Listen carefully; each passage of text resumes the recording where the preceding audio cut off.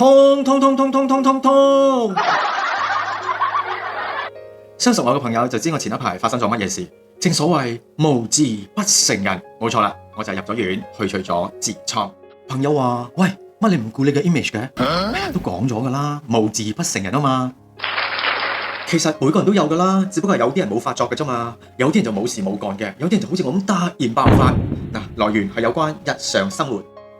例如飲食啦，捱更抵夜，水分不足，腸胃不好，成日多硬屎嘅，仲有每次放大嘅時候咧，都係逼佢出嚟。喺我入院嗰一刻，我就已經問到醫生好多問題。由於突然爆發，無可奈何，當日就要簽證做手術。雖然唔係一個大嘅手術，但一切都成功，感恩一切。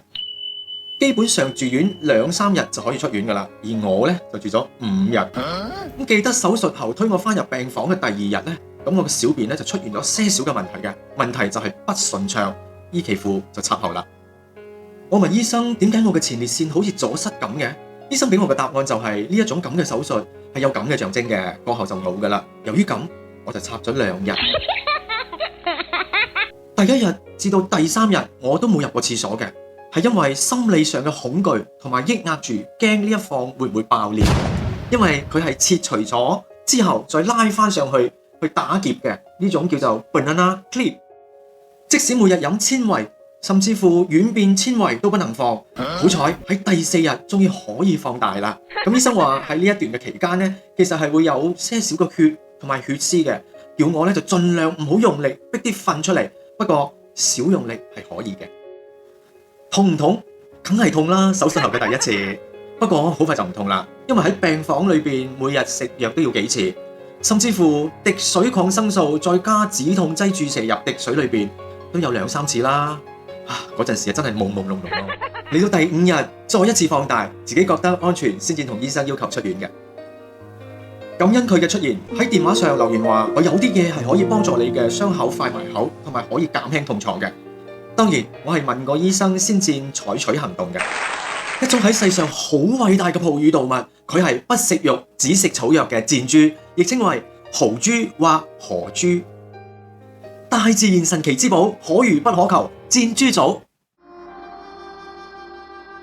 箭豬擁有很強生命力的哺乳動物，生病後可以很快痊癒，與它進食習慣息息相關。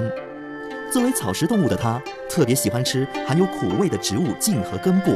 然而，這些一般含苦的植物都是草藥的來源，因此它具備解百毒的抗體免疫功能。另外，每當它們生病或受傷時，會自行找草藥根治。草藥在箭豬體內消化後，使它們能夠快速痊癒。而一些剩下在體內的草藥，經過分泌混合後，就會累積成猶如結石般的固體。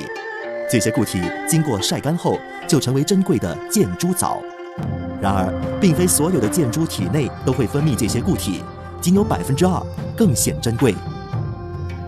箭豬藻可以從外觀、大小、色澤、光滑度等的不一樣來決定其等級。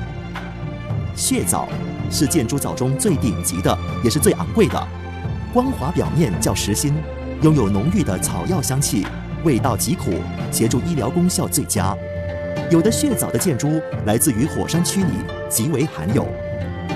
粉藻列為第2等級的箭豬藻，外觀較粗糙，味道鮮苦後甘，適用於保健或輕微病狀。